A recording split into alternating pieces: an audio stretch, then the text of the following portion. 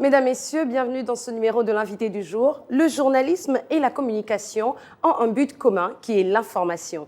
Aujourd'hui, nous aborderons les questions liées à la presse. C'est la raison pour laquelle l'invité du jour n'est autre que Boursier Tshibinda. Il est le vice-président de l'Association des professionnels de l'information et de la communication.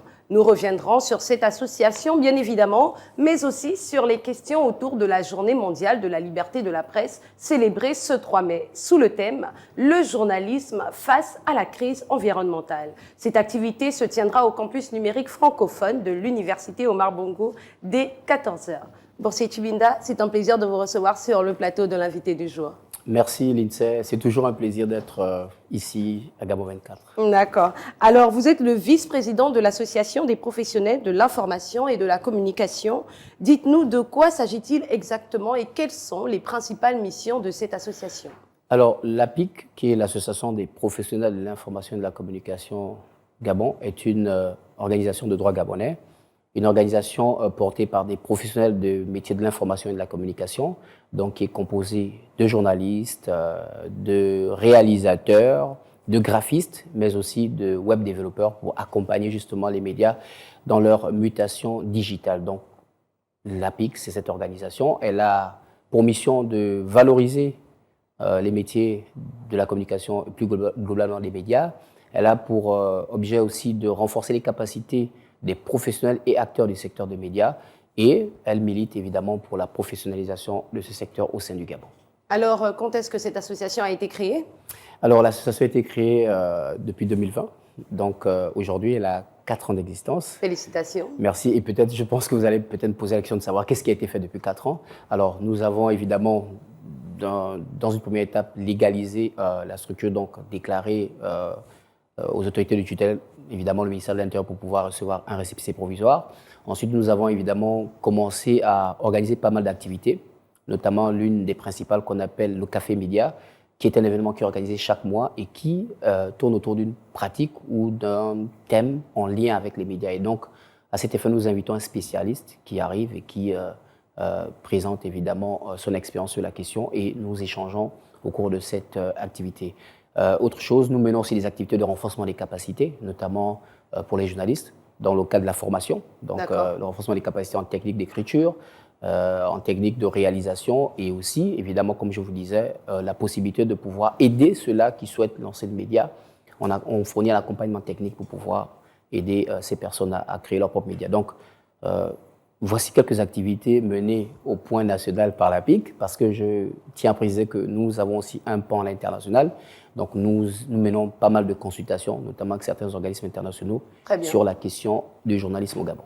D'accord, alors ça fait 4 ans qui se sont écoulés. Oui, dites-nous, est-ce qu'il y a de plus en plus de personnes qui s'intéressent à la communication et qui viennent vers vous? Alors, évidemment, il y a plusieurs personnes qui s'intéressent à la communication.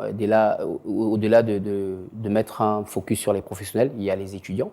On a pas mal d'étudiants qui participent à nos ateliers. D'ailleurs, on avait fait un atelier sur comment contribuer sur Wikipédia, parce que c'est aussi une activité en lien avec la question de la rédaction en ligne. Donc, on a pas mal d'étudiants qui ont rejoint les rangs de l'APIC.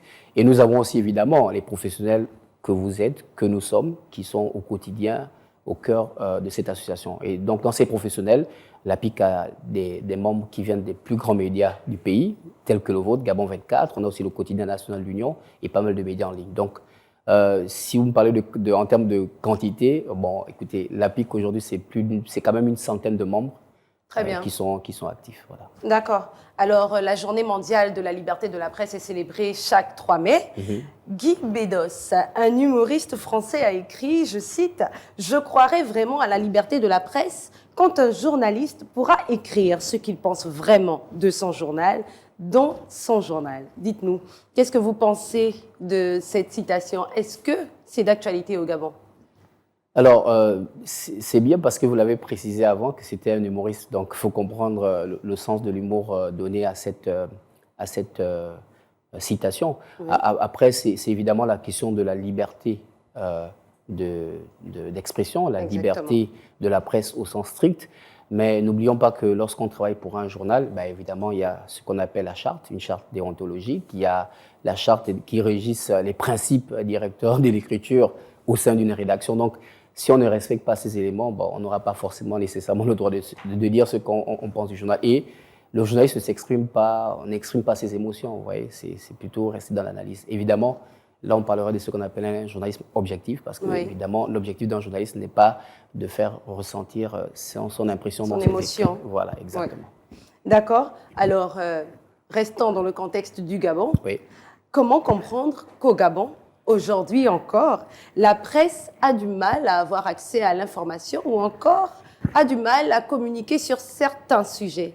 Comment ça s'explique? Alors, vu qu'on est dans le cadre de la célébration de la journée de la liberté de la presse, il faut préciser qu'il y a des organismes internationaux qui font une évaluation de la question de la liberté de la presse. On pense notamment à Reporters sans frontières, qui, lors de son dernier classement de 2023, a classé le Gabon à la 94e place sur 180 pays.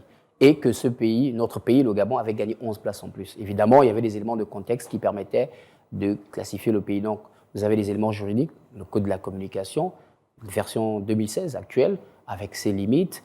Vous avez la question du modèle économique qui ne soutient pas forcément les médias, parce que lorsqu'on est média privé, parfois c'est très difficile de démarrer une activité. Vous avez le niveau de professionnalisation.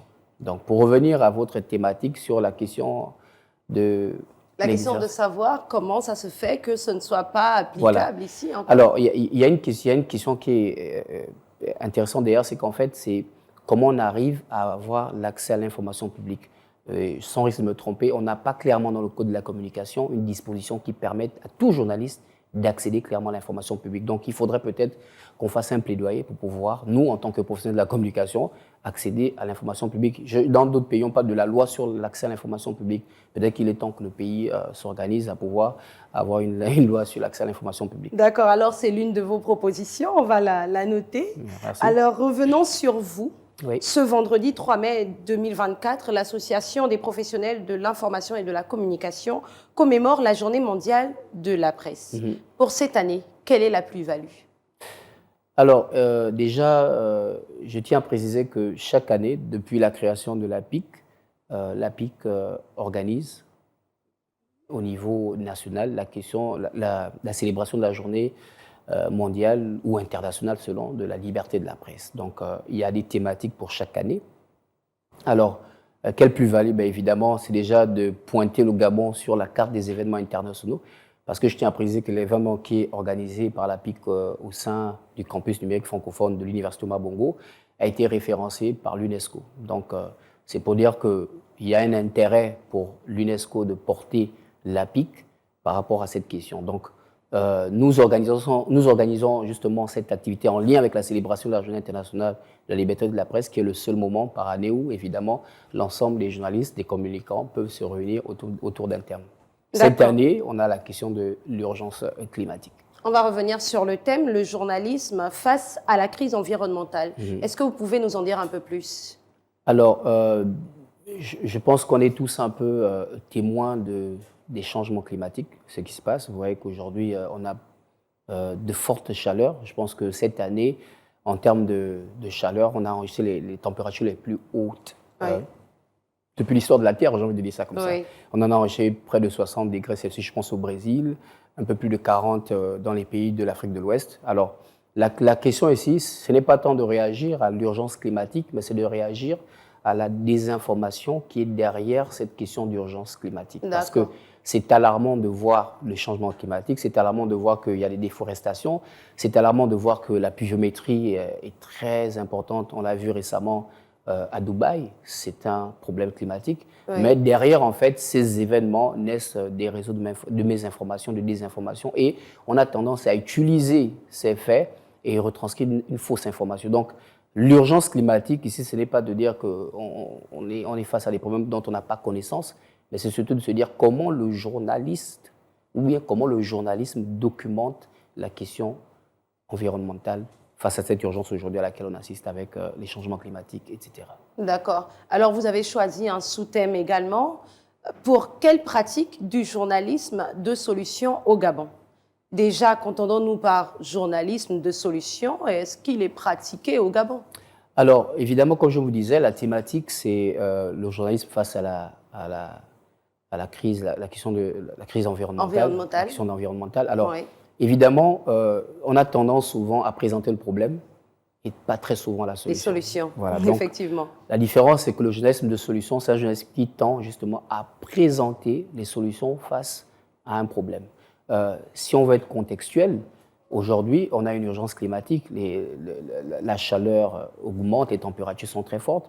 Est-ce qu'aujourd'hui, on peut s'interroger sur la question de nos forêts? Est-ce que nos forêts produisent suffisamment, je dis ça comme ça, suffisamment d'air pour pouvoir nous protéger? Est-ce que donc, il ne s'agit pas ici de rédiger un article classique. D'accord. Voilà, c'est vraiment de présenter la situation et de présenter les solutions qui existent, qui ont fonctionné et qui ont eu un réel impact. C'est ça la question du journalisme de solution. Ce n'est pas de dire on a constaté qu'à Libreville, les températures sont très élevées. Oui. À l'opposé, à Port-Gentil, elles sont très basses. Faire de la météo, voilà, par exemple. Écoutez, ne vivez plus à Libreville, vivez à Port-Gentil. Non, c'est présenter la solution. Qu'est-ce qui a été fait, par exemple, au niveau local? Est-ce que les autorités ont pris une décision? Et j'ai envie de parler d'initiatives locales parce que, par exemple, sur la question de l'air, aujourd'hui, il y a des ONG gabonaises qui ont mis des capteurs d'air dans Libreville qui vous permettent de mesurer la qualité de l'air. Voilà, donc je peux estimer, en me disant, en ayant cette information, que je vais peut-être vivre à Kanda plutôt que de vivre au Vendo parce que la qualité de l'air est moins bonne. Oui. Vous voyez, mais oui. je ne présenterai pas le problème de la qualité de l'air. Je dirais, écoutez, c'est une réalité que la qualité de l'air peut varier d'un point A à un point autre dans Libreville, mais des solutions existent, notamment ces capteurs, avec évidemment un impact qui est réel, c'est celui de pouvoir choisir où on peut se positionner pour mieux respirer dans Libreville. Voilà. D'accord. Alors nous sommes arrivés au terme de cette émission, c'est allé très vite. Nous recevions à l'instant Boursier Chibinda, je vous rappelle qu'il est le vice-président de l'Association des professionnels de l'information et de la communication. Il nous a édifié sur la Journée mondiale de la liberté de la presse célébrée ce 3 mai par son association sous le thème « Le journalisme face à la crise environnementale ». L'activité, je le rappelle également, se tiendra au campus numérique francophone à l'Université Omar Bongo dès 14h. Surtout, ne la ratez pas. Nous, on se dit à très vite sur Gabon 24.